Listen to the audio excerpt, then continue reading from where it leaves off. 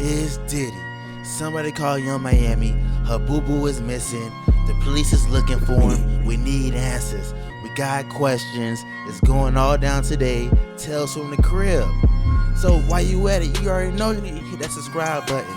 Matter of fact, hit that like button. And y'all better be sharing and commenting, because we know we get down to the T and the nitty gritty.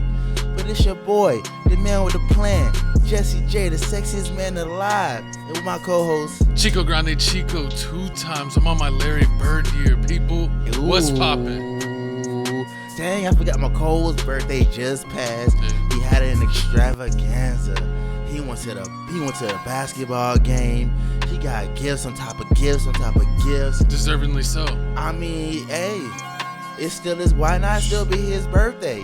But I gotta say, Coles, you could have wished for Diddy to get free. You could have told. Did you tell Diddy? Were you the person that leaked I'm the not information freeing to your Diddy? dog, but you know what I am freeing? What? I'm freeing episode 149, actually. I forgot to update this. It's not 148. It's 149, but we're rolling with it. Oh, Lord. It'll be in the title. It'll be all right. He put it in the intro. He'll fix it. You already know, man. But hey, I'm not gonna fix this is it. episode 149, man. 149. 149 episodes of straight tea, straight gossip. So if you forgot anything, check in the back, It's the man. Twisted Tea's fault, is what it is. Shout out our official sponsored sponsor. It's been so long. It's been like a month since I had a drink. It's time to get this party started. It's been like 2 weeks for me. Actually, no, I had one this weekend. You had one yesterday. No, I didn't. Yeah, but I mean, since a couple days ago. Before that, it had been a month. But welcome to episode 149. Forget the haters. Forget that I didn't update this. It's episode 149. Put it in the books. I was too busy celebrating, baby. What are you talking about? Ooh. I was celebrating at the Spurs game. I was getting drinks. I was getting margaritas. You was getting nachos. I was partying. I was drinking wine. And then the next day I was hanging with my bros, saw a movie, and hung out with my bros some more. We did some Chief Keefing, if you know what we're talking about. Whoa, no Cue the Diddy. smoke in the intro. No, you gotta say no Diddy. That's nothing to do with no Diddy. Listen, man. So you said it's okay. I'm gonna teach him, you guys. I'm gonna teach him. The fact that he chill with the boys instead of chilling with his girl all day, you know, it's giving real Nickelodeon. It's giving real Nickelodeon. You better watch out, because you're about to get slimed. Oh, no Diddy. Full you gotta Diddy. say. Bada bing, bada bang. Nah, but Why did you look like you just accepted it? You didn't even fight it. Like, yeah. I went for a tea on the truck. All right, we're going to give my co-host, remember, this is not Patreon, and if you like us on Patreon, check us out on our other channel, Crib Reactions. We got a Patreon there for all kind of uncensored footage. My co-host getting wild. Check it out on Patreon. But let's go ahead and jump into the topics of the day, see what's going on in the world, and what are we starting with, co-host? Man, we starting off with Where's Waldo, a.k.a. Dr. Love Diddy, man. If You knew that he was going to jail as soon as he said his name was Dr. Love. Because all the love doctors go to jail. Remember the one, oh man, I think it was one Dr. Love. He was the doctor in Miami. It was a kid. He was scamming everybody. Horrible. Never trust anybody named Love. Oh, yeah. That one kid that was like 15 but looked like he was like 35, so they believe he was a doctor? Mm-hmm. Unforgivable. You never trust people from Florida. Never trust people from Florida. Exactly. Except for me. I'm Especially my co-host, especially if they're from Miami. But Diddy's Los Angeles and Miami homes raided by Homeland Security. This is no joke. In connection to sex trafficking investigation, his son Justin Combs is in handcuffs and in shambles. They said he was already allegedly snitching on his pops. Oh man, we got a video right here. We're gonna play the video. We're gonna give you some more facts about this. Then we're gonna give y'all our take about it. And we're gonna need some of y'all's. Let's go. Being linked to a sex trafficking investigation. He got some shots of a few people coming out of the home. Those people have been detained. Now, we're trying to still connect the dots. We do have some sources on scene here that we're getting this information from. We were actually the first ones here with about 30 different law enforcement vehicles at least. There are 3 Bearcats on scene here. This just all unfolded, Sandra, I would say, less than 10 minutes ago. We got here even before the crime scene tape came up. So we're just down the hill. If you look up the street where Tony is right now to the right, you'll see one of those Bearcats and law enforcement. And on the other side of those bushes, basically, is that home that is registered to Bad Boy Films. Randomly and again, this is just a guess. I don't think they're going in randomly, just going through, everybody's stuff inside there. They probably have an area that they know, or an office that they're going to be looking into, or some computers that They're checking all his computers. Get their hands on, and that's what they're waiting for right now to make their way inside. I knew Diddy was go down eventually. Like you said, very beautiful home out there in the Homely Hills area, and they just waiting to get the all clear to allow them inside. While these officers that we see right there in the tactical gear, well, their job is to make sure that everything is safe for them to go in. Now, they don't probably... Diddy never made sure it was safe for it to go in. Like nobody's thinking that there's booby traps or some kind of sniper inside the home. That's not what they're thinking at all. It's probably more along the lines of they want to make sure that everybody is outside of the home because they don't want to have somebody stepping out or coming out later on and, surprising or catching people off guard. That's not what they want. And right now you can see like they... Just crazy, man. They trying to Keefy D my dog Diddy. They trying to R. Kelly my dog Diddy, man. It's just like no. They win it. No. R. Kelly is a different case. He was pretty bad, but I don't think Diddy's like Epstein bad. I mean, they trying to find the tapes. What I'm saying, they raided his house trying to find the tapes. That's what they went in. I'm sure he got buttloads of tapes. Pause. Listen here. Is that what they use at the parties? I don't know what parties. Tell us about the parties you attend. I don't remember. It was the baby oil. Then it got dark. Is that when you got plunged? Pause. No Diddy. No, you gotta say no Diddy. No Diddy. But let me get back to the story at hand, man. If you didn't know, if you haven't been following the story, Cassie sued my dog Diddy. Settlement. Immediately. She settled with Diddy. She get like $80 million? Also, remember the kid, the little 16, 17-year-old lady that took a picture on Diddy's lap? She's coming after Diddy. Then we also did the producer that was on the Love album. He came after Diddy. And and then Meek Mill. Meek Mill's a part of that. He got taken advantage of, allegedly. His whole career got ruined because of that whole scandal. So, I mean, with all that... Put him in a coffin. With all that, all those people right there, and they're saying there's four other people coming up saying Diddy also did the same thing to them. Now the police have come. They raided both of his homes. They're saying that they're looking for tapes. They're looking for any kind of evidence they can find that's going to point to basically this issue that's going on. They're looking for evidence. They're going to find it. They raided 3 homes. Diddy was flying all around the world trying to evade police allegedly, and just a lot of bad looks on Diddy. It's not looking good. The evidence is mounting. The people coming out is mounting, just like Diddy was mounting everybody. Exactly, and they're saying that he's been accused of some of the trafficking, and if you hanging out with Dwight Howard, basically, he's been doing some trafficking. He's been basically calling girls from other cities, having girls from other cities and other states fly into his basically New York area. But what I don't understand is when we were doing the story, he was doing everything in the hotels. So if he was doing everything in hotels, why are you coming after his homes? What do you think he has, like videotapes there or like duct tape, like you said? No, I think he just has footage. Just the whole bunch. His computer's probably full. I mean, he probably got hard drives full of nastiness. If you ain't learned... He probably got waterproof hard drives because he knows how freaky he gets. Man, listen, if you want to learn one thing, let Uncle Jesse tell you this. Never record it. That's how they always catch you. The Apple Cloud always snitching. It's going to end up dropping the video in your girl lap, and next thing you know, so what did you get caught on video doing? Pause. Listen here, man. Pause. I miss that girl. But back to what I was saying. But I mean, hopefully they didn't find any tapes, any tapes or any other evidence. I mean, I really don't know what he'll have. He has a whole bunch of homes. Who was his pool boy? YK Osiris. YK Osiris. I'm sorry, Lord. YK. You got taken advantage of allegedly. But I mean, this goes to show you that with all the power that these men are having, they're using it for evil. They're using it to throw all these parties. So would you take $100K or a pool party with Diddy? Do I get 100K after? No, it's just you just get the Disney the Disney treatment. No, I get the full Disney treatment with basically. Diddy in the hot we're tub? gonna get into that later. Yeah, you're getting the full I'm going in the hot the tub. full slime treatment. Pause. Nah, but moving back to the story at hand, the police have yet to say what they found yet in any of Diddy's homes. They only did the Miami home and the Los Angeles home. I wonder why they didn't do his New York home or his yacht. He got too many homes to kind of do a full-fledged coordinated attack like that.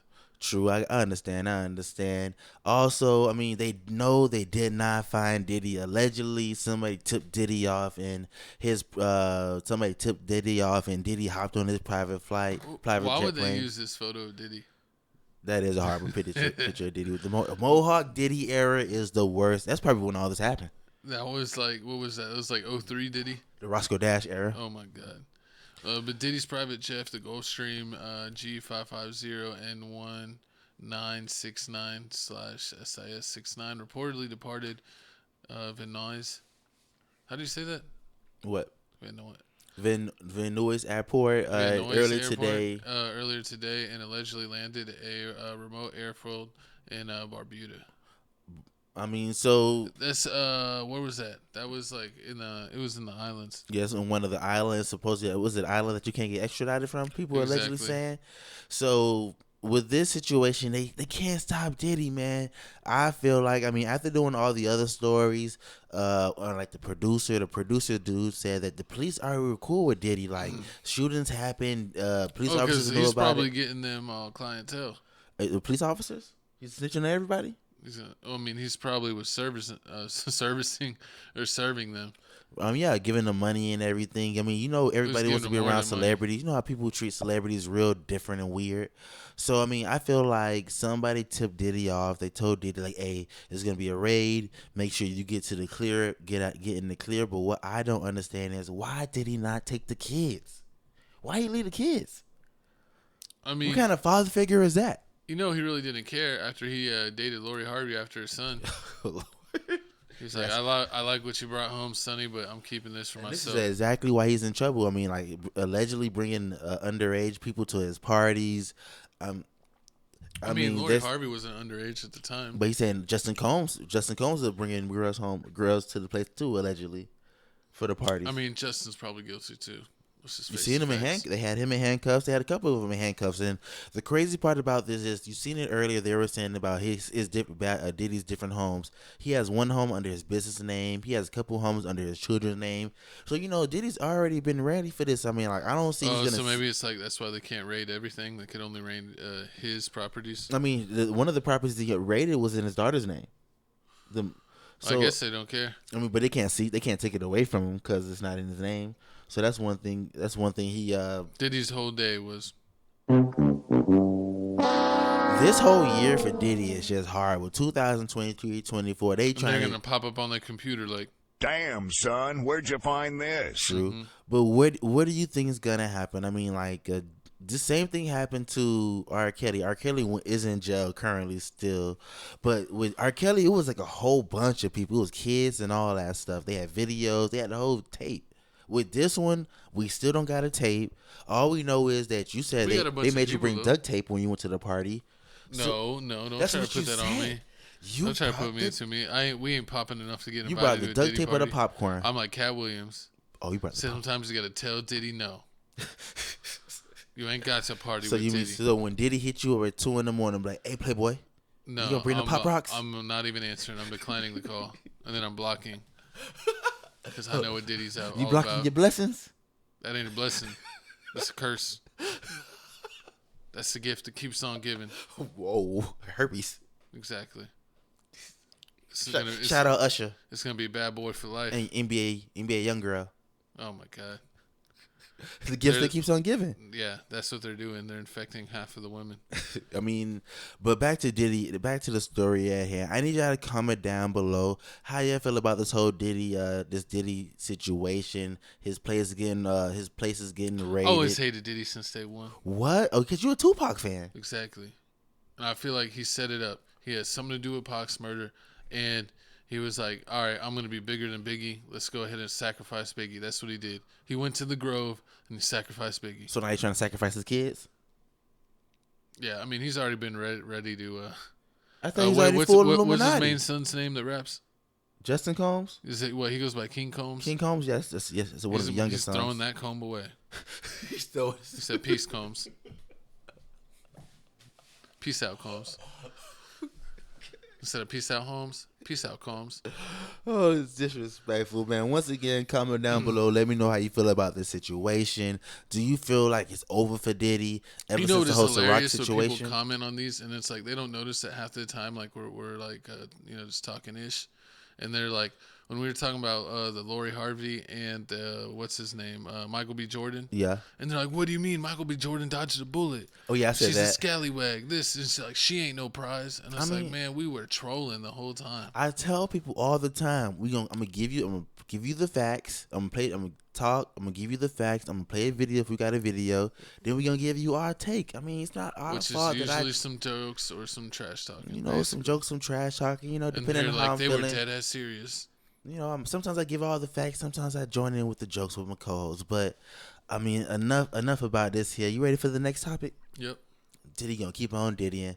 Moving on, man. Wait, where did this pop up from? Moving on. Somebody was moving the order of the topics. It's right. It's right there.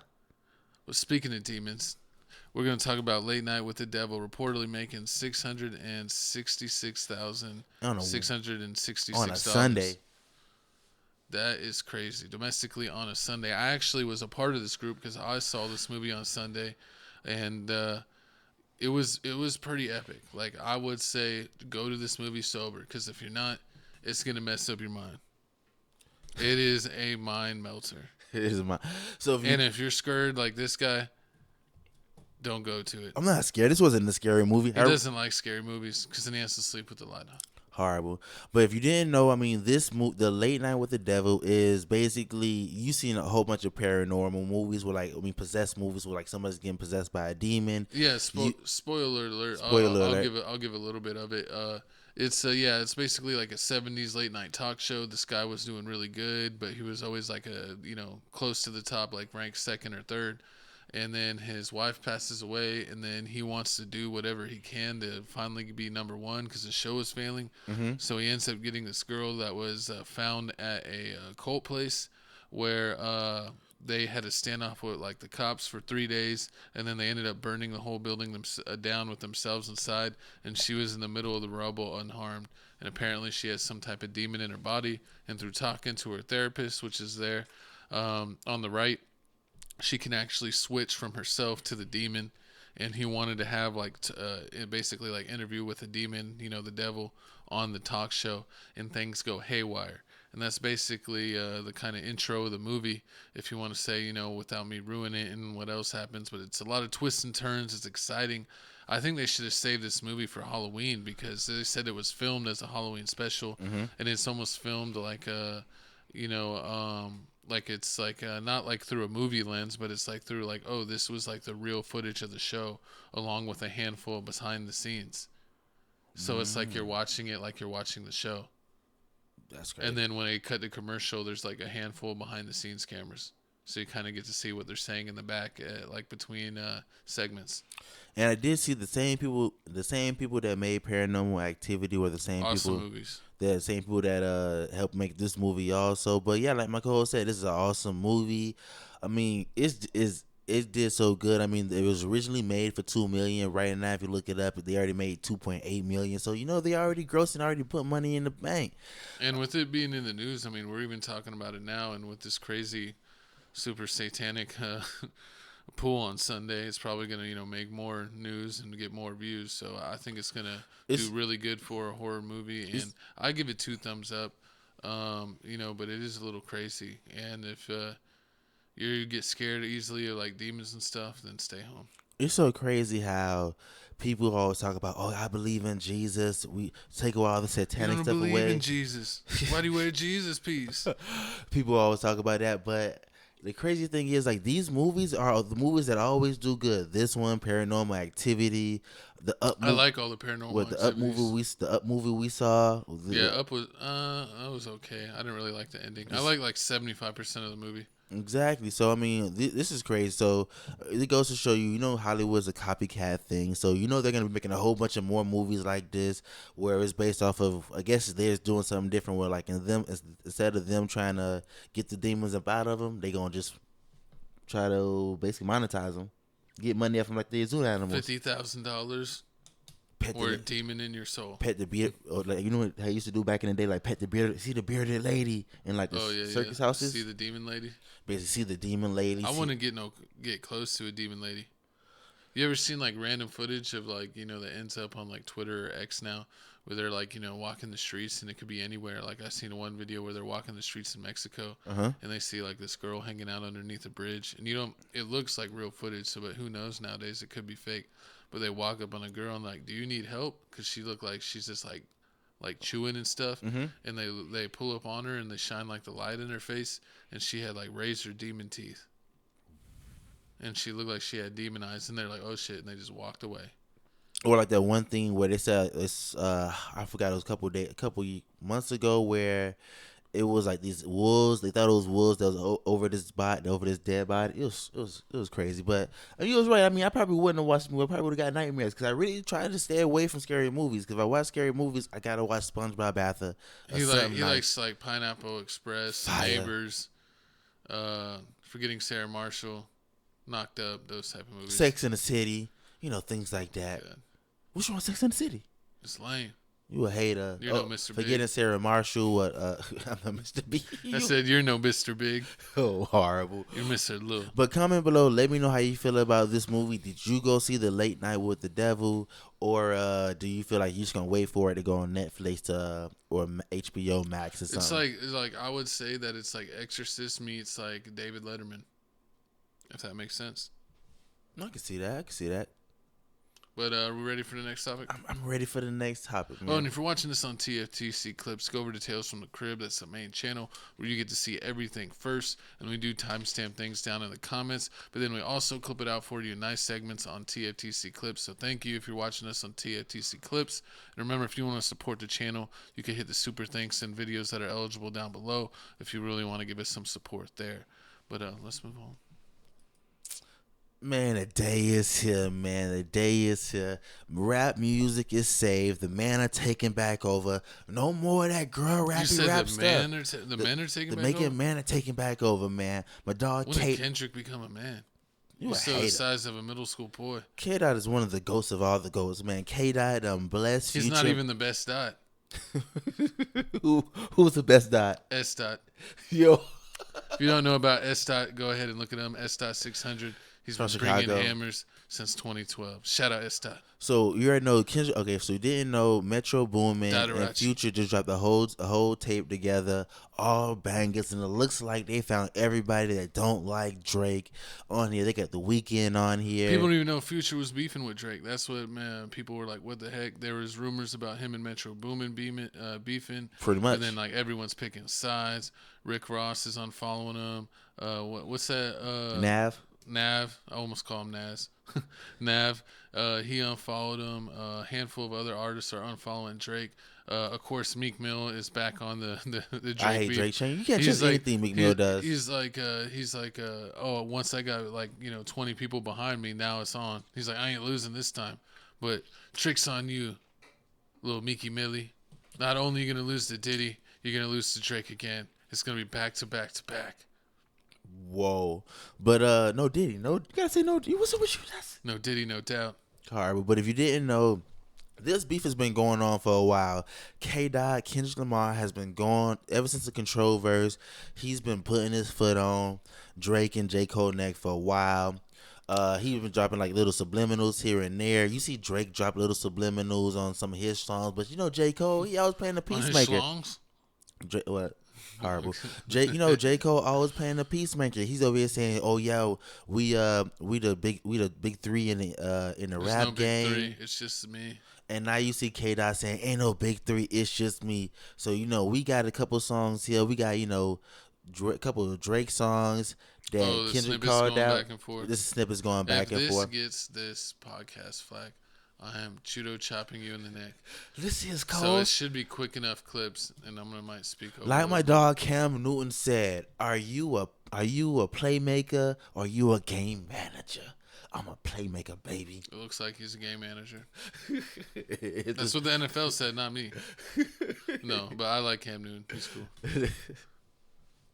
Love when they argue the hardest MC. Is it K Dot? Is it Aubrey or Oh my me? God. We It's the big me. three like we started a league. Fuck sneak this and first person shooter. I hope they came with 3 switches. Motherfuck the big 3. Nigga, it's just big me. Nigga, bomb What the fuck, bro? I'm one away from Michael. Nigga, beat it. Nigga, beat it. What? And your best work is a light pack. Nigga, Prince outlived Mike Jack. Nigga, bomb for all your dogs. Prince getting outlived buried. Mike That's a Jack. K with all these nines. He gon' see Pet Cemetery. Oh my nigga. God. Ooh. He's gonna put his 40 dogs in a cemetery. I know. So, he said that Future had some couple of lines, so he was like, So would you to get say the that dog. was pause off? Oh, pause on.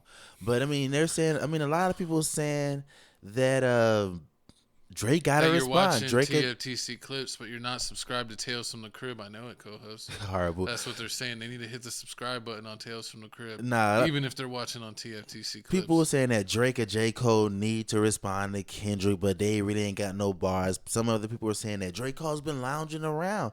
He ain't really been taking rap that serious. You see him over there doing a whole album Who with that, Lil Jake? Yachty. Who's not taking it serious? Drake. He did the whole. Remember how he did the whole rap album with Lil Yachty and It everybody was was the kind next of one him he before. was with Little Yachty. Yeah, I missed that album. we heard that. We did a reaction video to one of the songs, and they were saying like, "Oh, I watch watched so many videos, I forget what I watched. horrible." So yeah, so Drake over here chilling with Lil Yachty and everything. He over here ain't taking rap game serious. You see J. Cole, he keeping the pen sharp. He dropping these feature songs. First person shooter, letting people know he still got the bars. But I don't really think he gonna come after Kendrick Lamar like that. Like J. Cole's like a peacemaker. You see, he over there walking around doing tours with Drake. I mean, but Kendrick he's Lamar getting, would never. his manhood challenge. He might have to step up on this one. But who need to step up is Big Sean, because Big Sean dropped that new Big video Sean I showed you. fell off. I showed you that new song. Big Sean just dropped ain't been big since Finally Famous 2. 2013, 14. Finally Famous the first. Finally Famous with him and Chris Brown. Since he did that video with Chris Brown, Big Sean ain't never been the same. But Big Sean just dropped this song called Precision on Friday, and this got overlooked. Nobody talking about the Big Sean song It's at all. because they literally can't see him. He's too short. They saying he even on their level. He on Wale level right now. It's like Big Sean and Wale on the same level. He ain't nowhere close to. Yeah, Big Wale Three. fell off hard. He did no hands with Waka, and then he had no career. But a lot of people are saying on this next slide, on this next topic here, on this next slide here, that Drake was responding back. Yeah, he was responding back with words, but it's not his official response track. You don't or think his so? diss track back. Well, it can't be. There's literally no music. Like that, but it's acapella. No. He's probably going acapella with it. That's not what it is. But Drake addresses Kendrick and Future diss. We got the video, so I don't have to read it. Yeah. Let's see what he's saying. It's the same thing twice. A lot of people ask me how I'm feeling. I'm gonna let you know how I'm feeling. And listen, the way I'm feeling is the same way I want you to walk out of here feeling about your fucking self. Cause you know how I'm feeling? I got my fucking head up high, my back straight. I'm 10 fucking toes down. Like McMill. In Florida or anywhere else I His go. back is bent. And I know that no matter what, it's not a nigga on this earth that can ever fuck with me in my life. And that's how I want you to walk out of here tonight.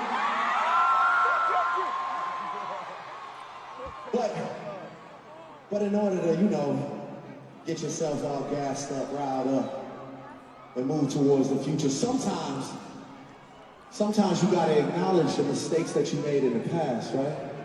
Right? So this is what I want you to do. Everybody in here.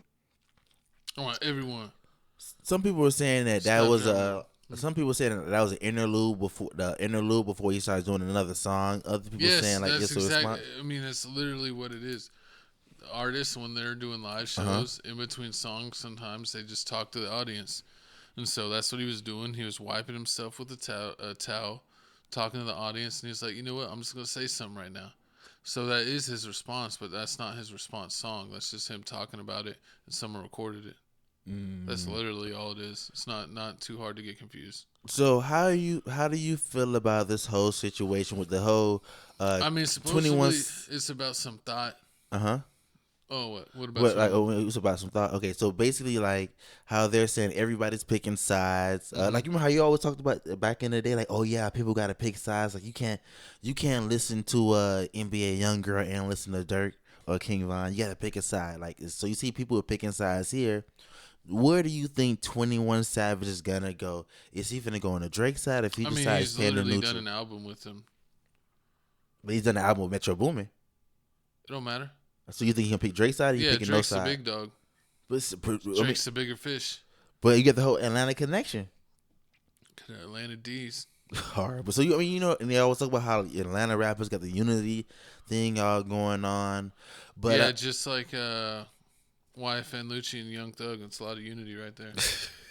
you got a point.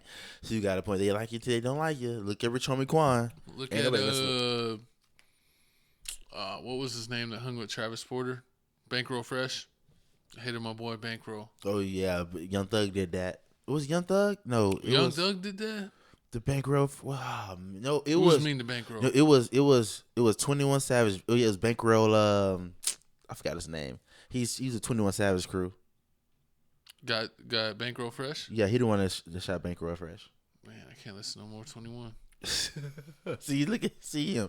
But nah, man, comment down below. Let me know how you feel about the situation. Do you feel like it's all about a girl, or do you feel like it's something deeper than that? BBO Bandit. That was an IG model stripper. So you think Drake stole Metro Boomin girl, or Metro Boomin? I think it was probably a girl that Future was probably messing with, and then Drake probably was, Drake is probably, like the strip club champion. I mean, yeah, so he's at all the spots. So he probably saw her and was like, "What's up?" And then Future was like, "Oh, that's my girl." And he's like, "What do you mean?" It's like, "Why are you tripping?" It's like, it's another girl at the club. You know how these rappers be? They all be messing with the same girls. You see, they all be messing with Lyric Galore. It's like Drake's Kim Kardashian. He's like, I don't mind about being Eskimo brothers. You're my brother. And then Future's over here. Nah, man, it's not cool. So I guess Future just does not want to join Drake's Eskimo Brother Network. The EB. He's like, DNB. Do you think is Future bigger than Drake? Is Future Pause? No homo. No Diddy. No Diddy. I don't know how tall Future is. Is Drake like not 6 foot? Tall? I mean, like music wise, like who would you if somebody gave you the best Future album and the best Drake album? Which one you picking? For me, I would pick Future. You pick the best Future album over the best Drake album? For me personally, but I know the world would pick Drake. Comment down below if you pick the best Future. Because Future influenced me, like when I was back in college, like he was like so cool with his style, and like Jimi Hendrix, and like when Drake came up, he was kind of corny. I really didn't listen to him until like the last maybe 7-8 years. But like, his career's been like 20 years or 18 years. So I didn't really listen to him for his first 5 to 7 when he started making a little bit different music. That's when I really liked him. But I've liked Future since day one. Yeah, so you ain't never October's very own? Was October's very own was comeback season Drake or No, I didn't listen to him back then. I didn't listen to him. I mean, girls would play it, yeah, but it's like, nah, I wasn't playing that. I was too much into Brick Squad, Gucci, Waka Flocka, Future, OJ the Juice, Slim Duncan. What about all the Atlanta, Young Thug, Travis Porter. You don't know real. See. I guess with me, I mean, I like both. I like both. Nah, I like Future and Drake. Was so cool. Like he had so many shades, and I remember he was doing behind the scenes on Astronaut Status, which is my favorite Future project of all time, is Astronaut Status. And he was doing behind the scenes where he's showing all these different shades that he has, because he always wears glasses. And he had it all laid out with Gucci, Ferragamo, or I forget all the brands, but all the brands that make shades. He had a bunch of them, and I was like, man, I need some Gucci shades. So then when I had a little come up, that's one of the things I did when I was in college. I got me some other effing Gucci shades. I got the turtle shell Gucci shades, and I thought I was the coolest dude on the planet. So you saying Future got you wearing Gucci scarves and Not scarves, man. I couldn't pull off no scarf. You had a Gucci scarf? I ain't no Jimi Hendrix. You ain't built No, like that. but the glasses, the aviator Gucci glasses in the turtle show, I still got them to this day. Them shits is dope. Okay. But once again, comment down below how you feel about this whole diss. Do you feel like Drake has I think something come back Future messed up on this though. on this album? No, by doing this. But well, because like man, like if Drake was like still like understand that like we all might not be cool right now, but he ain't saying nothing about you. I mean, they say that they believe that it was for the girl about the girl for the dogs was talking about it, but I mean like if it's not like a really public thing, if it's like super sneak dissing, it's like why even acknowledge it and go to battle and then make people pick sides and then Drake really it's hard because Drake always had the girls. And the girls, man, like they're like dang near like always feels like they make up 60% of the audience. Pretty much. It feels like they have more power, or more in tune with like voting. That's what Drake makes so many and then like girl songs. He switched his style, like I said, the past 6, 7, 8 years, where he's getting the dudes behind him now. He's making songs with more street dudes like 21 Savage, and he's always been in the past cool with Future and other artists. So he started getting where it's now seems like 80% of people are rocking with him. So it's like it's gonna be tough, Future, man, because Future always had the streets, but I don't know if he's gonna have the masses like that. But this last tape was actually really good. I liked I think over half the songs. Like how many was it on? Like 18. I liked like 17 songs. I think I liked like 9 or 10 of them. Pretty good. That's a good ratio right there. It's Yeah. over 50%. I've always liked Future, man. You can't really beat it. Yeah, it's real. If you play the album, we're gonna talk about that later. That's my album pick of the week. We're gonna talk about that later. Best album. Comment down below your favorite. We got the Dirty Sprite. Your background. favorite Future album or mixtape, and also if you a Drake favorite album or mixtape of Drake. He said Dirty Sprite. I gotta say, Dirty Sprite or Old Hundreds. No, my favorite is Astronaut Status. Astronaut Status. Okay. Yeah, or Astronaut Status 1 and then Monster 2. Okay, and then the Drake album. And then what's the one where he has the gray background? It's like the big free band symbol behind him. The Karate Chop one? The free band movie? No, yeah. Well, that one's really good. That would probably be 3. But no, this other one, where it's like a gray background. And I'm having a brain fart. I can't remember. I'm having a brain fart too. Comment down below which album is that, and mine. I gotta say, Views is fire for Drake album. Views is fire. His Take Care album is fire. For All the Dogs is good. I mean, Drake got a whole bunch of albums and smashes, but is that the Hendrix Future album? Hendrix is fire. They also saying that there's gonna be another tape. Beast Mode is also really good. Monster and Beast Mode. True Story was the one I was talking about. Let me see it. Oh yeah, I forgot about that one. That was let me see. Ain't no way around it. Shut it low. Scooter. Show Money, Out the Mud. Smoke and Mirrors was a really good song on that. Yeah, Future got the streets on lock. I see why all the Feeling I Get was a good song. Blast Off was a good song. But yeah, the movie, the Free Band Gang movie, is also top mixtape of all time. Streets Calling is also Same Damn Time. Can't Make This Up. Running Through a Check. Ball Forever. Never Be the Same. Unconditional Love. If You Knew What It Took. Man, I might actually like Streets Calling more than True Story. Streets Calling is really good. He had a good run, man, and then Pluto 3D was mediocre, but Monster and Beast Mode were both really good. And DS2, Purple Rain. Purple Rain was fire. And what's it called? 32. What's it called? The 56 Nights. 56 Nights was good. With DJ Esco, yeah. Purple Rain, yeah. What a Time to Be Alive. That was with Drake, right? Yeah, that was him and Drake. I mean, he also, because they say that's one of the reasons why the beef also is going on, is because instead of doing What a Time to Be Alive part, a lot of his last projects near as much. Like the last one I liked was like Hendrix and Future in like 2017. Beast Mode 2 was mediocre. High Off Life was mediocre. I Never Liked You was okay, but We Don't Trust You has been that's been his best project in probably like 5-6 years. See, yeah, a lot of people are saying another reason why Drake the beef is pushing him, man. Why Drake and Future is beefing is because that What a Time to Be Alive song with the tape what he did with Drake. They thought it was gonna be Future thinks it's supposed to be a part 2 of it, but instead of that, he ended up doing the whole tape with 21 Savage. But we gonna keep y'all posted on this and keep y'all let y'all know My exactly. favorite Drake album is probably Scorpion. Scorpion or What a Time to Be Alive reviews. And if you're reading it, it's pretty good. Even though he didn't write that one. Calm down. Nothing Was the Same was okay, but yeah. Thank Me Later. Yeah, Take Care, Thank Me So Later. Far Gone. But So Far Gone is fire. He has so many more mixtapes that are not on Apple Music.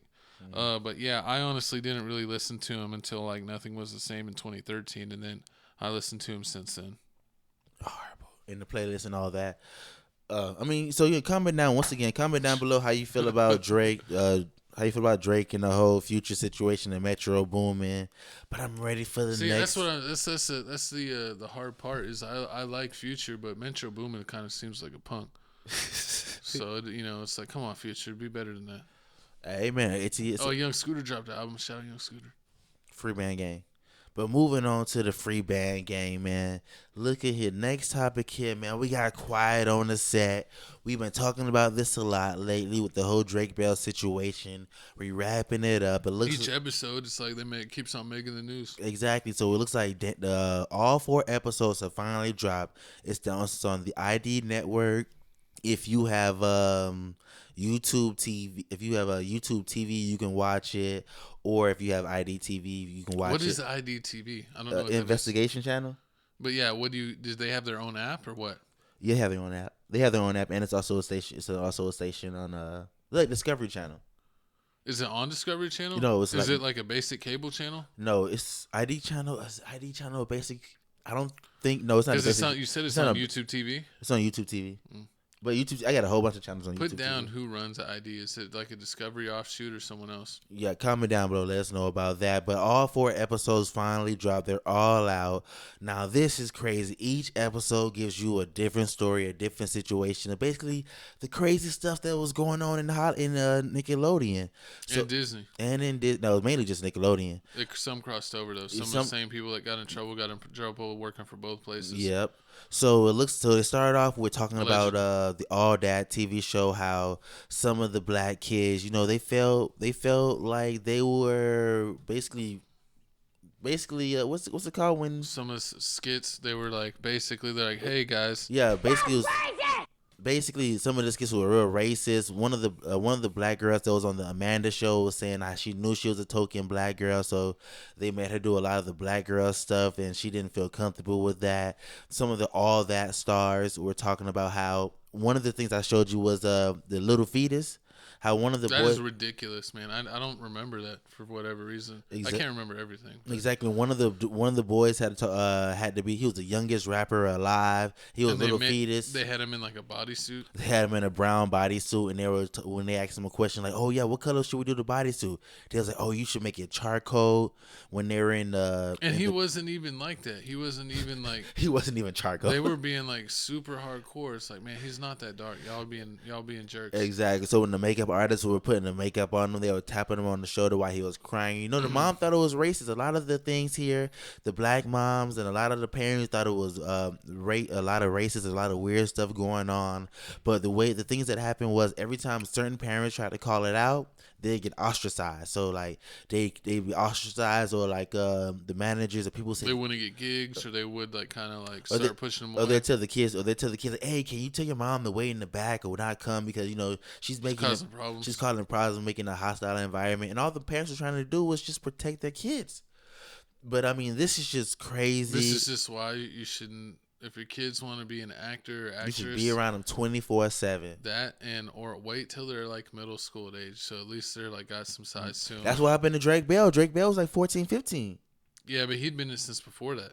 But it started happening when he was 14, 15. Yeah, it's crazy. And allegedly, I've heard this. I don't know if it's confirmed, unconfirmed, but they said he got the Drake and Josh show as kind of like a hush. Because he had been grabbed, I guess you could say it like twice. So basically what was going on with that is when the Amanda show came out first, and he was a guest star on the Amanda show. So once he was a guest star on the Amanda show, he was with the Brian dude, and while they were doing the Amanda show, they were working on the Drake and Josh show. They were working on the pilot. working on the Drake and Josh show. They finally got it green lit. But I mean, this whole quiet on the set stuff is just crazy. I mean, everything they said Diane Snyder did, he denied. He was like, I didn't do that. Only thing I'm agreeing to is that I was a horrible boss. But we got a video That's clip. the worst boss. I mean, he wasn't. We're gonna talk about how bad of a boss Dan Snyder was, but we got a clip of Dan Snyder talking, and we also got some people that also on Nickelodeon picking at my dog Drake Bell and this whole tragic situation. This series discussed child predators. Now, I want to make sure that we clear a couple of things up. Okay. Brian Peck was not hired by you. No, I did not hire Brian Peck. This was a Tolan Robbins production? Yeah. And when Drake and I talked and he told me what had happened, I was more devastated by that than anything that ever happened to me in my career thus far. And I told him, I'm here for you. What do you need? Which Drake mentioned in the show that we watched last night. And next, I heard that he went to court when this guy was being tried, Peck. And when Drake walked in, he saw 50 people sitting on the side of the courtroom supporting Peck. A lot of them pretty famous. Of course, Drake was devastated that that happened. Daniel, I told you. Daniel, we told you never to speak about that. Get back in your hole, Daniel, and give me your holes. Sorry, we shouldn't joke about this. We really shouldn't. This is awful. Why are we doing this? Because this is about us. Listen, our set was not like that. And no, it's awful. The Drake Bell is that's crazy to hear. That is man. And that never came out, which is really wild. Really wild. Until he was talking about it. Boop. Boop.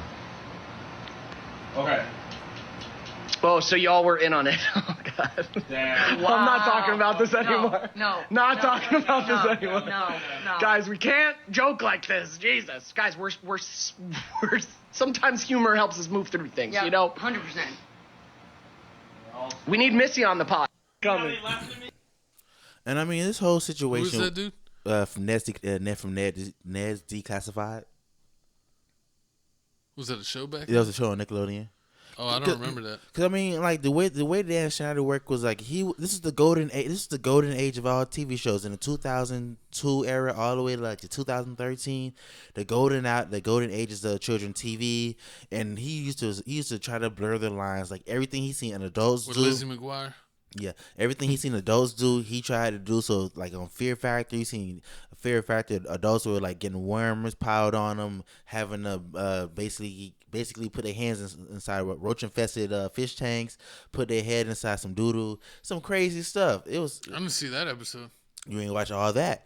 So I mean, a lot of the kids were talking about how those situations, like the Fear Factor situation and all that, was the worst situation they ever been through.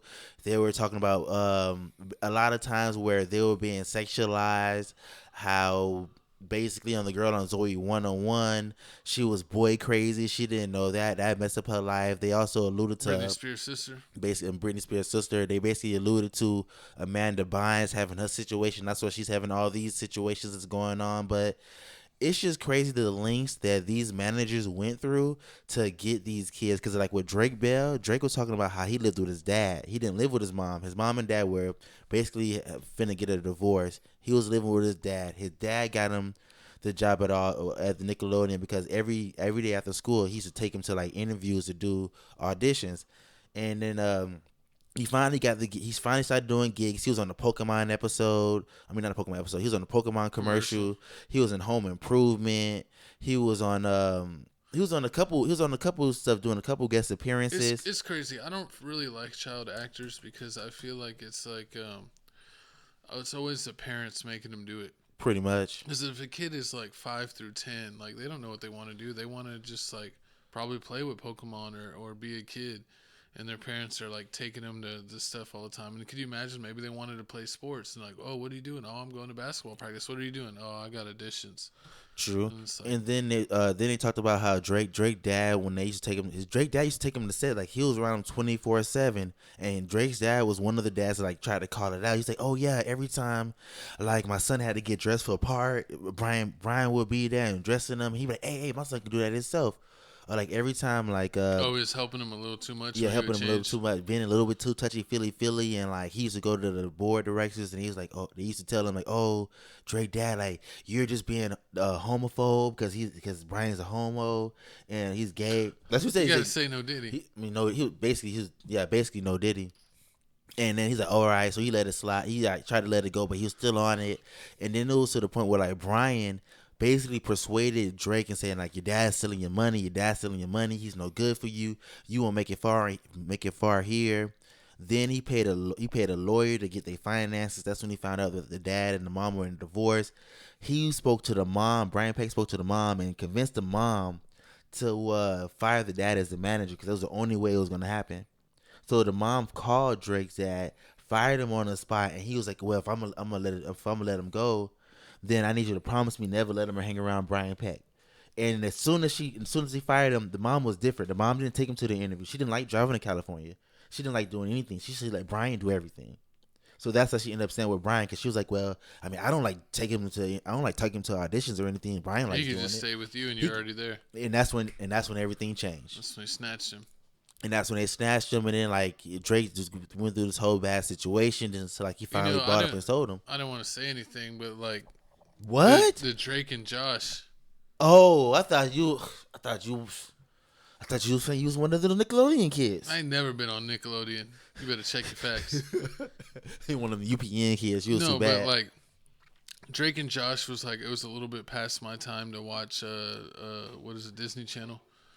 Like I stopped watching a little bit before that, but sometimes you're scrolling through, nothing's on. You'll flip back to Disney Channel to see maybe they're playing. It was a Nickelodeon. Your old favorite, Drake and Josh was. Yeah.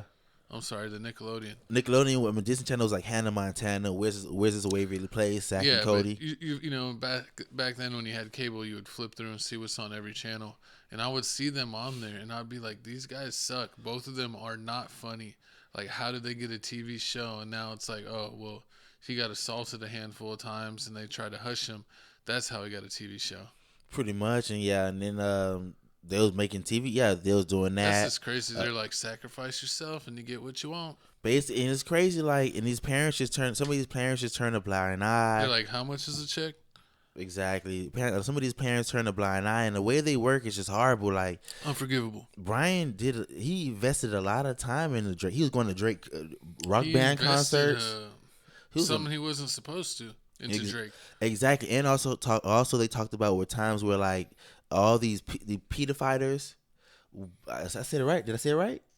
P fighters. Yeah. All these P fighters kept popping up at Nickelodeon. And it was like, oh, one happened. Then like 3 and 4 months later, then the Brian Peck back and forth between Nickelodeon and Disney. And yeah, then they jumped back and forth between the first dude ended up getting in trouble for 6 years. The next dude got in trouble the Brian dude got in trouble for 16 months. And he had a whole bunch of celebrities basically supporting them, from Boy Meets World to that reminds me of what's his name from that 70s show, Hyde. When he got in trouble, and then Mila Kunis and Ashton Kutcher got in trouble for vouching for him. Yeah, basically. They're like, we didn't know this was going to be public. It's basically what happened. Yeah. So that's basically what happened. Nobody knew it was going to be public. A lot of people were saying crazy things like, oh, Brian Peck, he's a nice person. However, if this happened to him, he was basically temptation. He was basically framed and tempted into doing all this stuff. No, others were saying like, oh, I still work with him again. It was old women saying this, men saying that.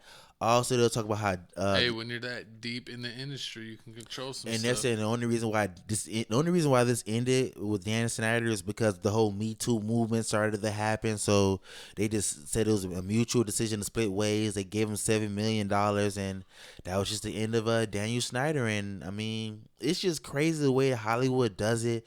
They know what's going on, but they still try to cover it up. And it's just a disgusting game. I mean, all these kid actors now alcoholics. Yeah, they all end up like really bad alcoholics and like terrible in life. But you know what's crazy is growing up, you thought all of these kids were the luckiest kids in the world. Facts. And now as like adults, you find out that they weren't lucky at all. They were all getting taken advantage of. And I even wondering because was it Keenan and Kel, and Keenan's still on Saturday Night Live? If anything ever happened to him. I mean, Kel, the other one, the one like Orange Soda, he's working with Nickelodeon, and I mean, he was hanging around Dan Snyder. So I mean, yeah, I wonder if they anything happened to them. Oh man, and they also talk about how Dan Snyder used to every day he used to get massages. Like he used to call people to give him massages, and it was always a female worker, but it was always an older female worker. It was never a young person. And like they was like, oh yeah, that was like sexual misconduct and all that stuff. It was a bunch of stuff that he was doing. He was basically like running everything all militant. Like he was all militant. He was like Diddy operation. Basically, like if you passed out and went to the hospital, he's like complaining about like, how is the work gonna get done now? And then like you'd be so terrified. You tell him like, oh yeah, don't worry, I'm gonna come back to work. Yeah. So I mean, it was a crazy work environment. But speaking of terrible things, we're gonna move on from Drake because he's in a bad way. Exactly. And didn't he have some allegations come against him too? But yeah, he was doing this, but he didn't do anything. He was just texting. But he ended up getting probation for that. That's bad. You gotta stop the cycle, bro. Yeah. But moving on to the next topic here, man. We got everybody's favorite local police officer. My girl Meagan Hall just got the bad $500K for saying it's y'all fault. Y'all groomed her into doing this. Y'all the reason why she was busting it open for the whole police station, which is crazy. Like, how you blame us for your choices? You could have left. You could have said no. You didn't have to do it. But then again, I don't know they were persuading her to do it. They were holding her money hostage. You think if like the guys were like doing something against her will, that she would have come out and say that they were being mean to her. But as far as we knew, when everything got found out, she was married and having all these consensual encounters with all these other members of the police force, even sometimes more than a couple at a time, maybe like 2 or 3 or 4 at a time. So they were definitely getting the Thomas the Train on. Choo-choo. But we got a video clip here, and she took it to court saying that she was groomed and mentally broken, and it's ruined her whole life, and now she can't get a job. So she sued, and instead of them taking to court, they just agreed to a settlement. So they say, oh, don't worry, it's not your taxpayer money, it's going to come out of insurance. Well, guess what? When you have a major claim on insurance, your insurance rates go up, and guess who pays your insurance? The freaking taxpayers. So yes, they will in tune in some way, shape, or form be in fact paying for it. But we got a video clip here. Let's see what they're talking about, and then we'll give you our thoughts. Scandal. Former police officer Meagan Hall sued the city. Then tonight, over a year later, the city of Laverne held a special meeting in which they decided they would pay out Meagan Hall $500,000, officially ending that lawsuit. Motion to approve as it is written here. It took less than 5 minutes. No. Alderman Hobbs? Aye. Alderman Haas? Aye. Vice Mayor Dunn? Aye. Motion passes. For the Laverne city leaders to say yes, they'll pay former police officer Meagan Hall $500,000. What message does that send to all the other employees? Alderman Dennis Waldron was the only dissenting vote. He's sending a message out to everybody in the world, said, come to Laverne, sue Laverne because they're going to settle. The city as a whole now agreeing to pay Hall, but denying any admission of liability. It's hard being in the minority. This after the story of the Laverne police sex scandal exploded early last year, revealing a pattern of inappropriate behavior, grooming. So I mean, I guess they said that she sued him, and basically that that they voted for it, and I think there was like 1 no and like 3 yeses. So it was unanimous, maybe 3 or 4 yeses. It kind of muffled the audio, but yeah. And then the guy's like, "What type of messages this sends? Like, come move here to Laverne," I believe they said. Yeah. And do something stupid and just sue us, and we're gonna settle. We're not even gonna take it to court. He feels like it's opening him up to more, legal cases in the future, since there was really no resistance to her suing. They just took the easy way out and gave her money right away. And the craziest part is they have no admission of guilt. They said this doesn't mean that we're at fault or anything. Well, if you're not at fault, or if you don't want to admit you did anything wrong, why are you paying this woman $500,000 for your, being sued insurance? True, but I mean, I guess you want to save their embarrassment. I guess it's already embarrassing that this is already going on. But if you have to take this to court, I mean, she's gonna have to go into detail how each I mean, I officer. would take it to court and make her give it in detail because this is ridiculous, man. It's just like she know what she did. She cheated on her husband, and not only she just cheated on her husband with one guy, which is bad enough. She cheated with the whole department, sometimes multiple members of the department at once. True. Letting them do desk pops, if you know what I'm saying. But I'm guessing if they're saying this grooming, it's like, okay, she was doing. I would have to see evidence, man, because everything that I heard that it was just a freak show and they got caught, and so I would want to see more facts. Say if I get proven wrong from what information I've seen, so be it. But I would want to see more information to see did they truly like groom this woman or promise her things or say if you don't do this bad things will happen to you. Do they threaten her? So why are they saying it's grooming? Is it grooming because like one person knew about it and they told the next person, hey man, I know this freak, her name Megan, Yeah, better if we get her in her room one-on-one and we just start talking to her and say, oh, this and that maybe she'll just be into it. And then she does it one time and then that person, it's like the telephone game, but the next person doesn't, and then she just keeps doing it and doing it and doing it. And then she's going to claim that she was scared and that she didn't want to get fired or something, I bet you. Yeah, you always say that. It's so crazy for her to be 100% in the wrong and walk away with basically like a lottery winning.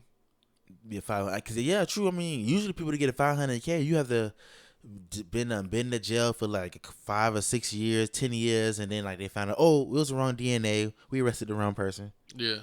So I mean, the fact that they just gave her $500K, I mean, it just goes to show you like if you can sue anything a job does wrong, you can possibly sue them and you might win. Because a lot of people like Diddy, they don't want to go to court. What Charleston White said? He did that for like 5 years straight. Yeah, he used to sue his jobs. He would just go to a job, see people talking inappropriate, report it all the time, and eventually people would get tired of him dry snitching all the time, and then so they would start taking it out on him, and then they would eventually like fire him, and he'd be like, this is discrimination, and then it would get proven since he had it documented by going to HR all the time, and he would win a settlement. So he was winning 100 to like 300,000 a time, and he said that's what he was doing to multiple businesses, and that's crazy. It's like, to me, that like, if you can see like literally the paperwork, this person's doing the same thing and over again, that's a con on her. But shoot, the way that she made bank, she might want to keep doing this. And like Rainwater, Mo3. She should go work at a GameStop or Dunkin' Donuts to get her. You know that rapper Mo3 from Dallas, the one that died, that fell on the highway. Yeah, him. He has the manager called Rainwater. Rainwater talking about how he sued his job too. He was working at a warehouse job. He ended up getting injured. Like he ended up basically suing his job, and he ended up winning a lawsuit too. So I mean, everybody's suing their jobs. This is like a quick, easy come up. Seems like the move. If you document it with HR enough to kind of set it up where they're gonna look bad, and they end up look like that they're messing with you and you're the victim, man, I guess you played the game right. Pretty much. But I feel like that's what everybody tries to do at everything now. Even like you look at sports, players are trying to trick the officials instead of play the game. It's ridiculous. I mean, everybody want to check, but comment down below how you feel about this situation. Do you feel like them giving them 500? His couch time. Yeah, the girl's she's a phony jabroni. And we're going to classic music. Because it's my birthday month, and we're going classic in style. But thanks for tuning in. It's Tales from the Crib Couch Announcements. It is a halftime show of Tales from the Crib, where we let you know what's going on with the channel, what's new, and what you can expect. Tales from the Crib, like, comment, subscribe. Make sure you're following this channel. Also, if you like to see the show chopped up for you in the segments, you can go to TFTC Clips so you can see the show all chopped up. We got our gaming channel that's doing well. I'm back gaming. My co-host is wrestling every man in the universe on WWE. He's giving him the people's elbow, the Hulk Hogan elbow. So check him out on TFTC Gaming. And as always, go to our #1 money maker, Crib Reactions, baby. Give us support over there. That's our #1 channel, Crib Reactions. We react to movie trailers, music, anything we want in the world. It's a channel where we just do whatever we want. And I guess that's what y'all like the most because that's got the most subs. But thank you for getting us to 8.5K subs. road to 9K, road to 10K, road to 10 million. But check out some of the videos we just dropped. We did Star Wars just dropped a new trailer. We did 1OK Rock if you're into like kind of Advanced Warped Tour, hardcore rock music. Cardi B dropped a song, a freestyle. Go show that video some love. And we got some coming up videos. Young Posse taking off, taking over. The XXL music video is absolutely epic. You could check out our reaction there, man. But we're dropping all kinds of stuff, getting all kinds of support. We have a Patreon over there on Crib Reaction, so you can become an official Crib Crew member and give us support by supporting us monthly and getting content not allowed on YouTube, exclusive content over at Crib Reaction's Patreon. But let's go ahead and start the second half of the show. And we're going full Kanye West this topic. That's basically did. She did Kanye West Kamikaze. We got your girl, your love interest. Who is it? Candace Owens. Candace Owens fired from the Daily Wire for allegedly promoting anti-Semitism. Daily Wire, Candace Owens have ended their relationship. That was a tweet. And that's they're saying that she was fired and no longer working for the Daily Wire was because her and her boss and their differences on the conflict going off right now. So if you didn't know, I mean, the Daily Wire is basically a news station where where their motto is, it's freedom of speech. You can say whatever you want here. If you wanna ish on the LGBT community, you can do that.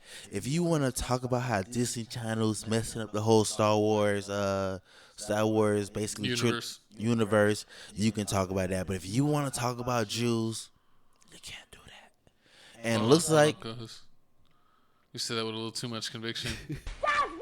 So you know what it is. But I mean, it looks like here Ben Shapiro, one of the founders of Daily Wire, has had enough with Candace Owens. It turns out here they've had differences in the past. We have audio here of Candace Owens basically going to the Breakfast Club, talking about her relationship with Ben Shapiro and how she feels. Yeah, because like he brought her on for her controversy and her hot takes, and then it's like when she finally has a hot take that goes against him, it's like, oh, it's cool when you're going at everyone else or going at the same enemies, but now that you're going against something I believe in, peace. Exactly. So they're saying, that he's contradicting himself by his whole platform supposedly for freedom of speech. But let's check out the video and see what they have to say. Let's get it on. I love the way that you and Ben Shapiro are able to disagree, but then I guess still have a business relationship.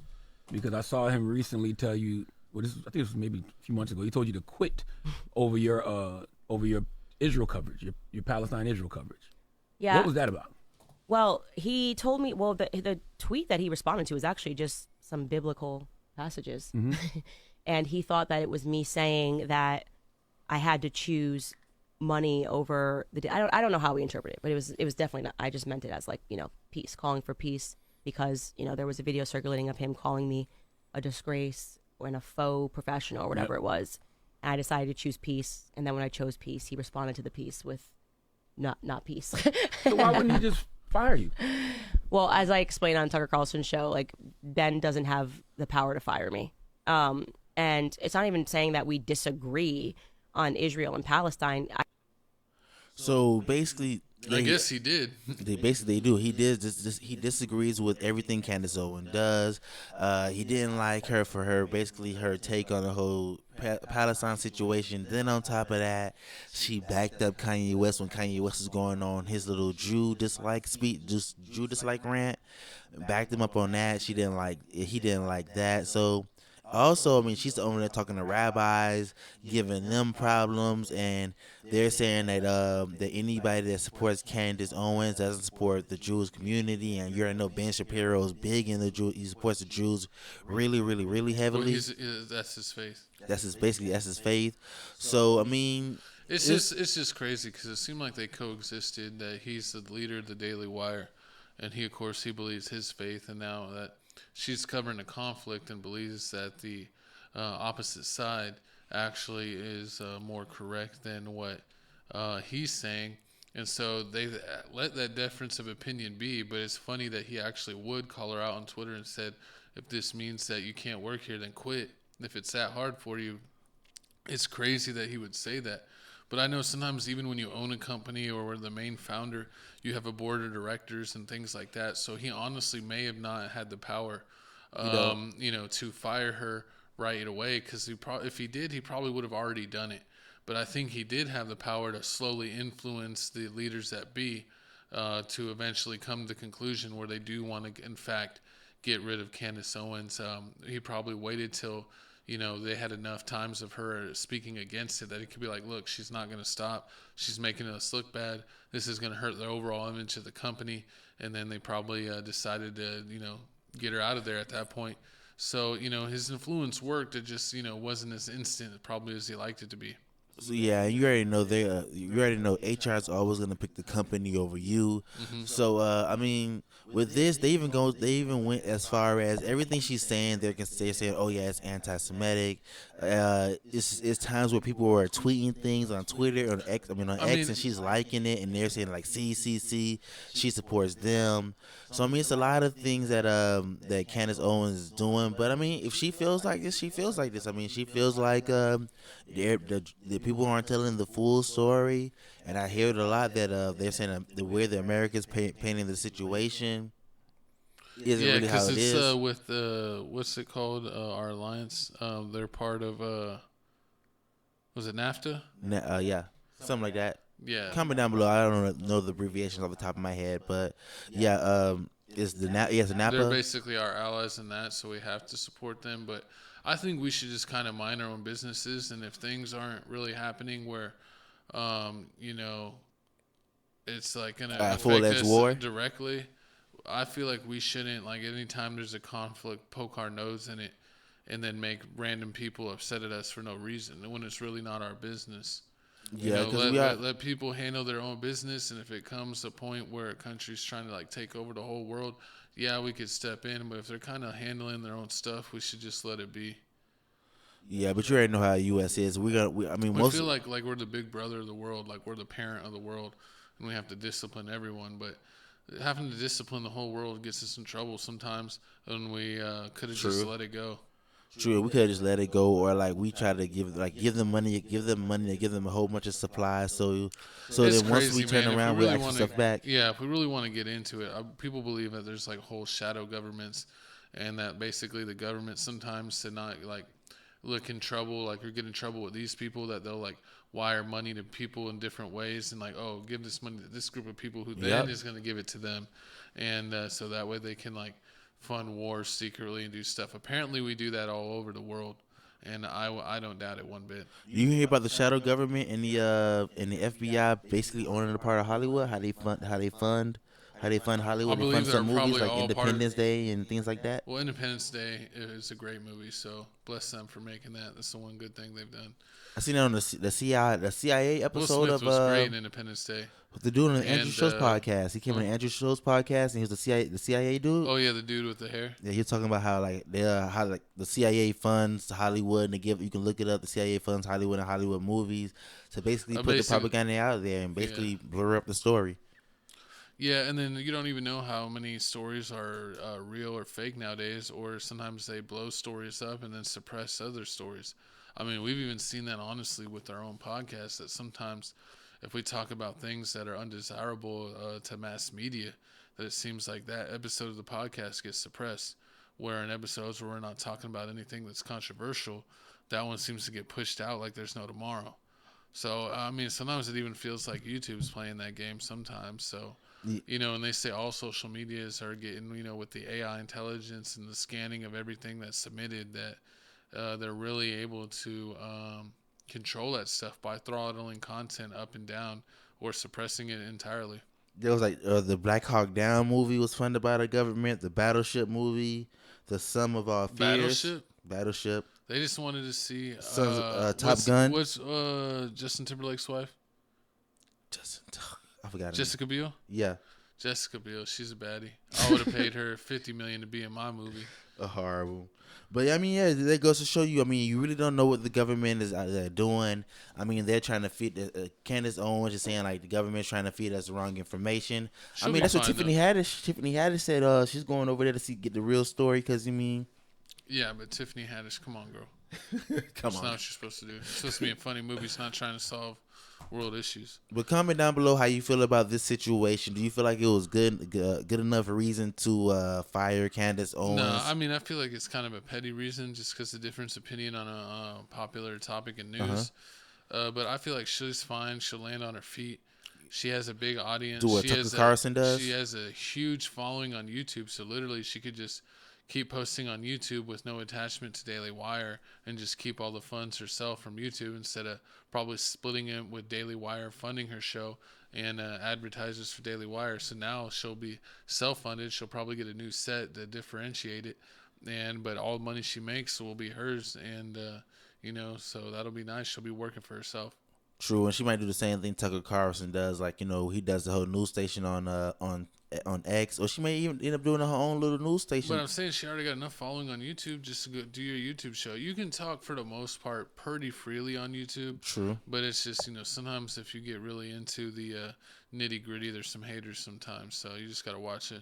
You got to watch out. But speaking of haters, this next topic here screams F the haters. She said what she said. So if you didn't know, Kate Middleton has been diagnosed with cancer. Everybody was picking at her, laughing at her, saying horrible things about her, like Blake Lively, Ryan Reynolds' wife. She was saying things, and she turned around and apologized for it once she found out the news about the cancer. But this is just a sad situation. Why were they giving her such a hard time? I feel like she was faking it. Yeah, they feel like she was because they didn't know what was going on for such a long time, and then it came out that she had an abdominal surgery that was pretty serious. And then everyone was making jokes, and then now it comes out that she has real cancer. They didn't say what kinds. They think that it might be colon cancer or ovarian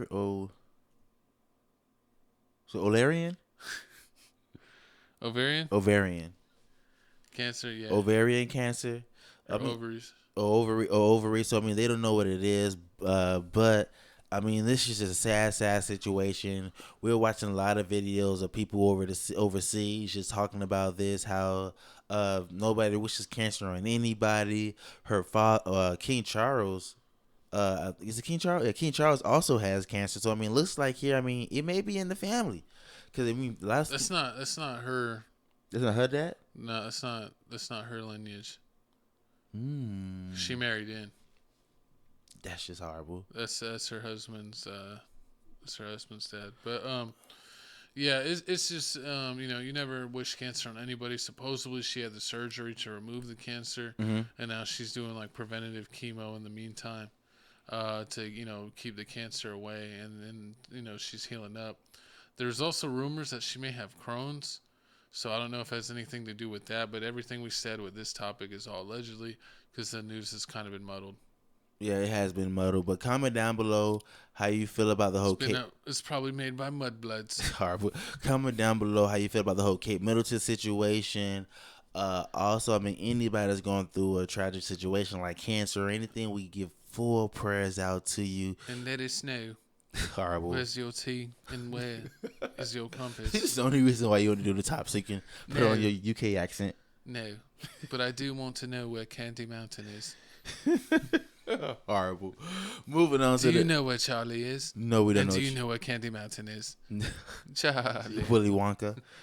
But moving on to the next topic here, man. Looks like in baseball news, how you pronounce his name?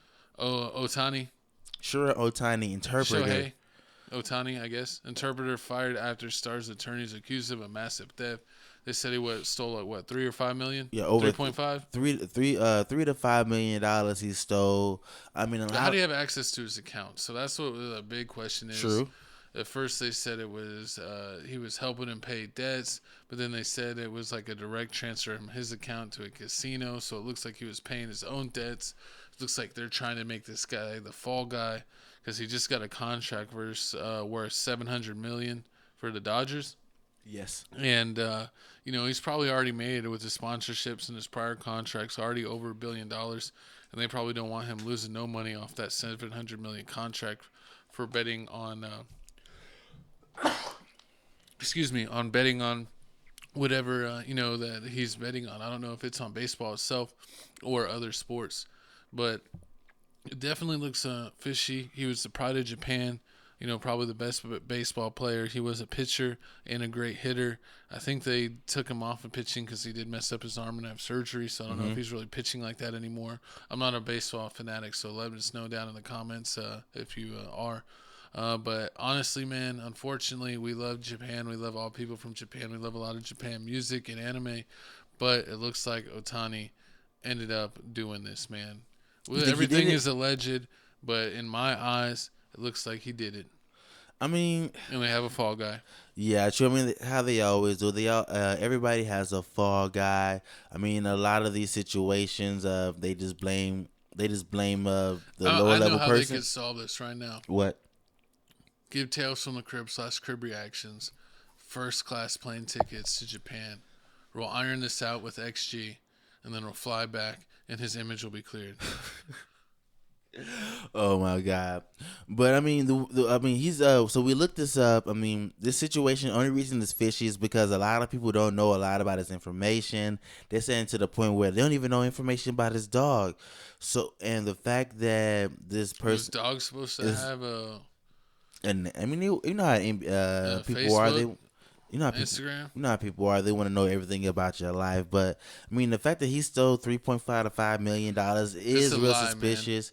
Man. I mean, how does he have access to that dude's money like that? It's his interpreter. It's not his accountant. I mean, yeah, and they were saying and like, it's you're not allowed to transfer that much money by like phone. You probably have to do a wire transfer. Well, that person's like full on multi levels of verification for them to transfer that a large sum of money when it's in the multi-millions. So this is something that he 100% had to be aware about. I don't think that there's a way for them to say that he could just been stealing this over time. Like, oh, he did like, $50, $100,000 payments or whatever. It's just like, no, dude, like, we don't believe it. True, and this investigation is still going on. I mean, nobody really knows what's gonna happen once we really do find out the answer. I mean, do you think they're gonna suspend him or ban him for baseball indefinitely because of this? Or I mean, since he isn't from United States, he can... No, I don't think. I think that he's too much of a star.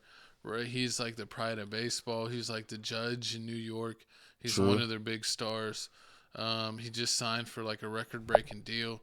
Over $700 million. Endorsements. He's probably one of the main people that brings viewers to watch the MLB games. Because I don't know about y'all, but me and like the friends that I've had over life, I've only had like one friend that was into baseball. So to me, it was never that cool. So let us know if you're a part of the baseball community and you like watching. But I don't know. I don't think they want to lose like one of their Michael Jordans, LeBron James, Kobe Bryants. They don't want to lose one of their big stars. So I think they're going to let the fall guy take the fall and let him go, and then basically give him a stern warning that anything like this pop up, it's not going to be an accident. You're going to be dealt with for real. But they probably, since his high level of stardom, gave him at least one get out of jail free card. I bet you. I can see that happen. It's like the Lakers and the Sacramento Kings all over again. I can see that happen. But comment down below, what do you guys think is going to happen in this situation? Will the MLB finally get down to it, or will they just leave it as it was an interpreter? The interpreter was doing it. He said that we ain't finna put more money into this investigation. But moving on to the next topic here, moving on to the octagon. The big octa. It looks like Conor McGregor says he's returning back to UFC this summer.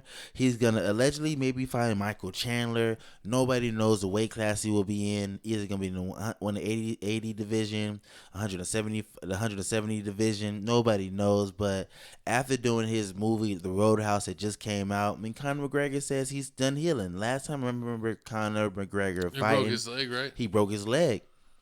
Yeah, that sucks, man. You never want to see that in a UFC fight. I literally saw one that was super bad where the guy that was kicking broke his leg. Not even the guy that got kicked.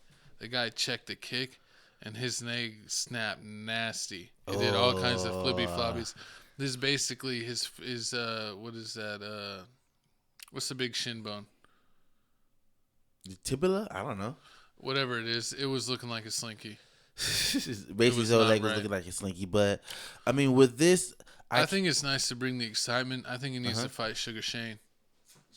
That would be a good fight, man. You think so? A guy that's already got a championship, but doesn't he fight in a lower weight class? Isn't he like in the lower like 140s or something? I gotta check him out. I mean, right now, Conor McGregor's record is 22-6. Still pretty good. So I mean, he's doing pretty good. Let me check on last Sugar O'Malley fight was. Let's see here. Weight 135. He's too small. What is Conor looking at? Between 180, 185, 170, and 155. Man, let Sugar bulk up to 155 and have Conor trim down. Let's do it, baby. Let's do it, man. Gaining 20 pounds. Pay-per-view want to see it. The fans want to see it. You know, we're UFC casuals for y'all haters in the comments on TFTC clips. This is a podcast where we talk about many things, and we watch some UFC fights, but by no means are we like UFC gurus. And so we just give you like the casual opinion of someone that's just watching it and catches out random pay-per-views. So don't be little jerks. But I mean, Conor McGregor, man, I think it was great for his return. He brings a lot of energy, a lot of build-up in the fights, a lot of money to UFC. He's just another guy that could keep the UFC train going that has been going on with a lot of big fights. True. I can't wait to see one of his fight. See his next biggest fight versus Michael Chandler. I need y'all to comment down below. Let me know how you feel about Conor McGregor's comeback. Do you think he's gonna win the next fight in the octagon, or you feel like he's gonna be a little rusty? I mean, Conor does. I hope he could win, but I hope that maybe they give him like a warm up fight, like against a guy that's like decently good, but not like a world beater, and see how he does against him, and hopefully he could win that pretty easy, and then have him fight someone that's real good like Shane. But I mean, Conor is saying that he only has 2 fights left. He only has 2 fights left on his UFC contract. So he has this one fight with Michael Chandler. Then he's gonna have another fight coming up. Well, then he's got to prove himself. He ain't gonna get re-up. Yeah, so I mean, he said right now, at the current moment, they haven't talked about re-signing him or extending his contract. So for the moment, he only has 2 fights left. So I mean, we may prove have to see yourself, him. young sir. He may have to prove himself. If he does real good, they'll give him a contract that's extended longer, or he may just comment below if retire and do the whole Floyd Roadhouse. Mayweather thing. Comment down below. Also, if you've seen the Roadhouse movie, let us know how you feel about it. Is it good? Is it worth it? Is it up there with Fight Club? Yeah, I know it's probably will never match the original, but sometimes modern ones are decent, and I haven't watched it yet, but I'm definitely going to check it out soon. All right, but moving on to the next topic here, and the final topic. Looks like the NFL has finally agreed on some new rules. One of the new rules they said is there's no more hip tackle, no more hip drop tackles. Hip drop tackles where you grab by the where you grab by the hips and you wiggle and you pull them, you drop all your weight to your knees. Yeah, basically what it is, it's like when guys are trying to catch him from behind, and say it's someone that's a power runner. Instead of trying to like tackle them and really bring them down, what they do is they wrap their hands around their hips and they just drop all their weight back to basically bring them down. And it's really dangerous because a lot of players, when they get tackled like this, fall on their legs. They either tear their knee or tear up their ankle by falling on their own legs. And I actually was someone that was all for it. You know, I don't think you should be able to horse collar, and I don't think you should be able to hip drop tackle. You'd be able to tackle like a normal person. I don't know why people like J.J. Watt are saying just fast forward to belts with flags on them. I understand, man. I agree with a lot of that. They've been softening up the game.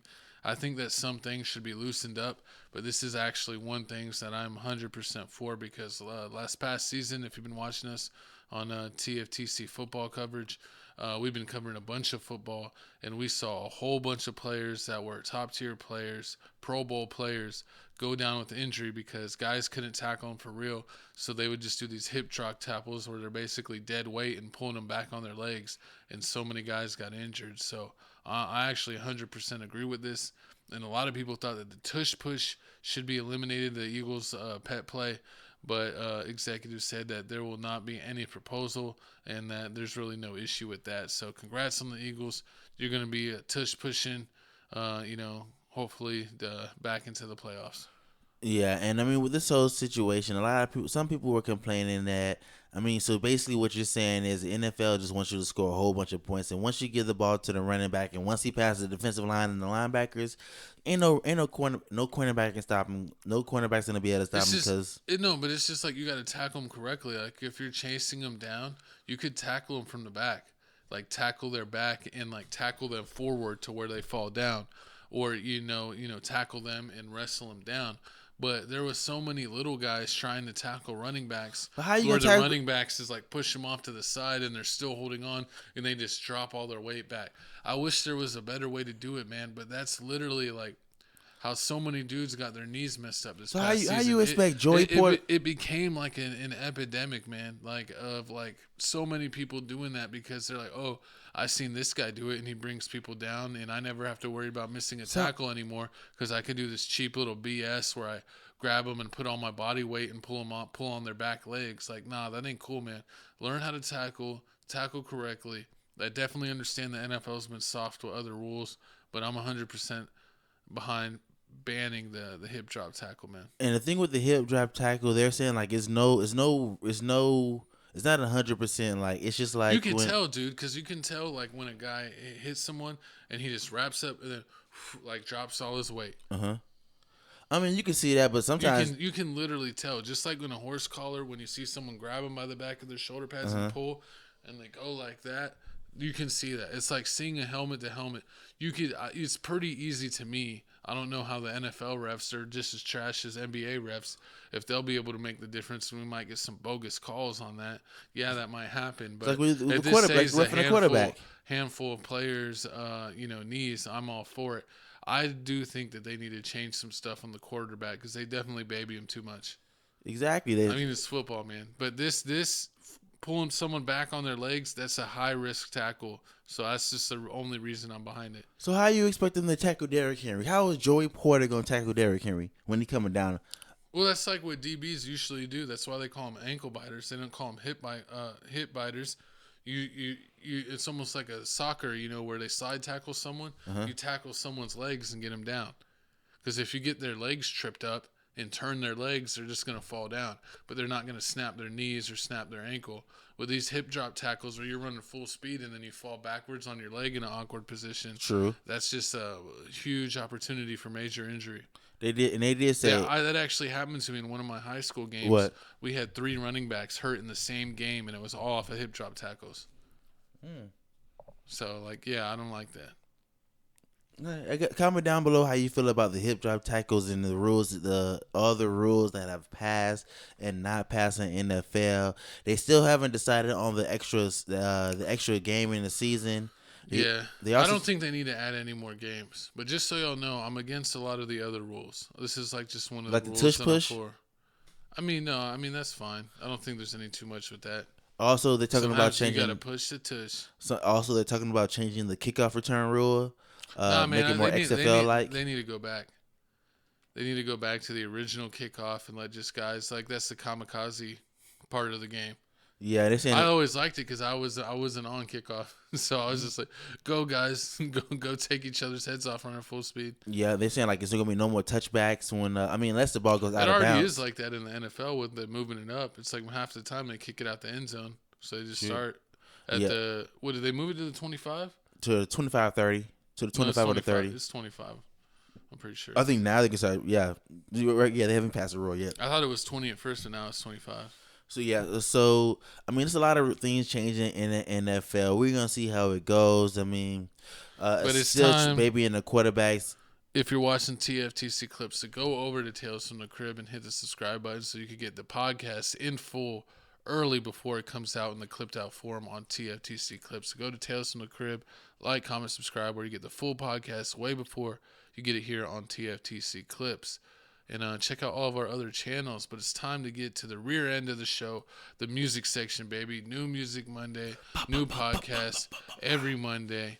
Film Sunday nights, baby. So, you got to check us out every Monday. Get in tune with us. We usually try to drop anywhere between 4 and 8. So be on the lookout between that time period. But yeah, check out Goku. He's going to save the planet. R.I.P. Akira Toriyama. I finally made a TFTC music. You got girl songs to it? Go ahead and tune in. We doing it for Asian Doll Baby. And she actually had a pretty fire song in this episode. That music video was pretty good. It was actually so good, we might have to put on crib reactions. Ooh, we might have to do that. But make sure you take out TFTC Music Mix number 5. We got all the bangers. Only 3 songs right now, but we're going to fill it up, best believe. Oh, it's getting filled up. Pause. We're going to shoot that club up. But speaking of new music in clubs, we got new music. This is some new music that just released. It's funny that it always says Friday, but it's really like, because we're Central Time Zone in the States, it's usually like 11 o'clock for us on Thursday.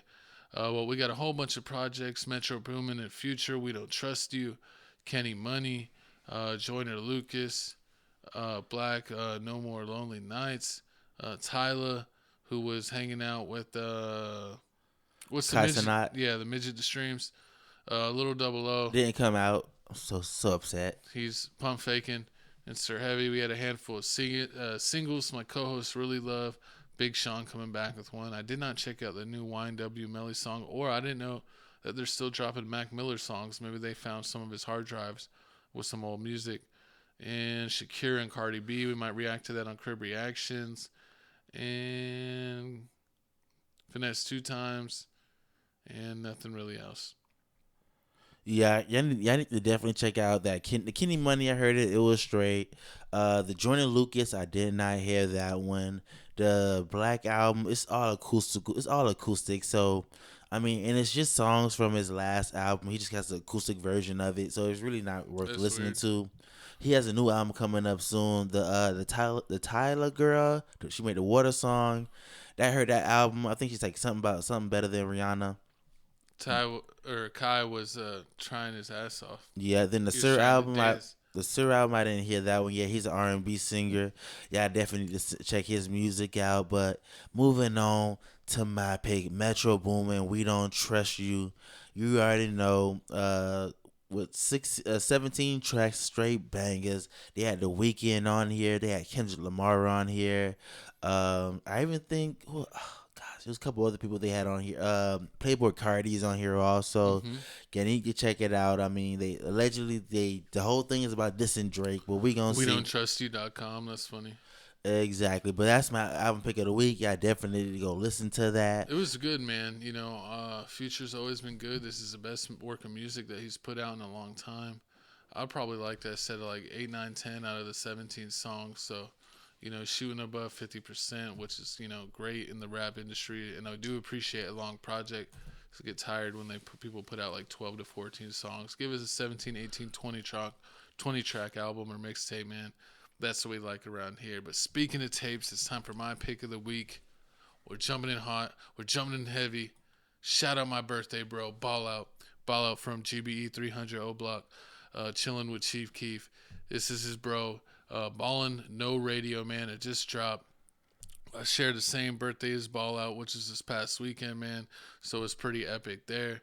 And we also got XXL. We listened to them, or Young Posse doing the XXL mini album and EP album, and we're gonna be checking them out on Crib Reaction. Phone them records. Yeah, they're some K-pop rappers, and they really inspired by a lot of American hip hop, and they actually kill it and can rap. Bala absolutely killed it on his tape. He had a bunch of songs, like I think it was, let me see, I got it right here. It was like 18 or 20 songs. 18 songs, a whole bunch of good songs. Check Up was a great song. Need People Like Me featuring Tato. He had Boarding a Flight with Doo-Wop. Worst Way with Chief Keef. Whole bunch of good songs on that mixtape, man. Shout out Ball Out. Shout out my birthday brother. Shout out GBE. Let's go, baby. But it's time to wrap up the show. And if you watched this far, then you already know you need to like, comment, subscribe. Hit the subscribe button. Hit the notification bell. And make sure your alerts are on for YouTube, so that way you know every time we drop a new video, man. We'll get the alert to you right away. Check us out on X, a.k.a. Twitter. Papa O'Block is me. Felix Supreme 305. My co-host tweets all the time. I tweet a little. Then we try to tweet anytime there's a fight going on. So check us out on Twitter. I know y'all want to see us everywhere else, so go ahead and get in tune. Get the QR codes. We got Tales from the Crib QR code on TikTok. We're still on TikTok as long as the government allows us. And then we got Instagram, the QR code right there. And Crib Reactions, our #1 channel. Check that out for all the crazy music, movie trailers, and random stuff on Crib Reactions. And check out our Patreon there, man.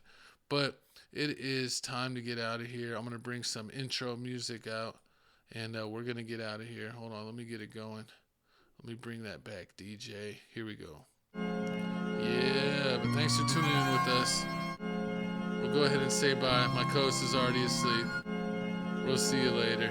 Chico Grande, Chico 2 times, Felix Supreme 305. Proud member of the Diddy Club. No Diddy. No Full Diddy. Diddy codes. No Diddy, man. You already know you at, man. It's TFTC, man. Tell us we're in the crib, man. Mancier's podcast out, dropping every Tuesday. So you already know, man. You want to know about that Diddy? Go ahead and rewind. You want to know about Kendrick Lamar playing a smackdown in the rap game? Go ahead and rewind, man. You want to know more about Quiet on the Set? Don't tell nobody. Go ahead once to rewind. And you already know, if you want to see this in full 1080p, go make sure you check out TFTC clips, man. We clip it up.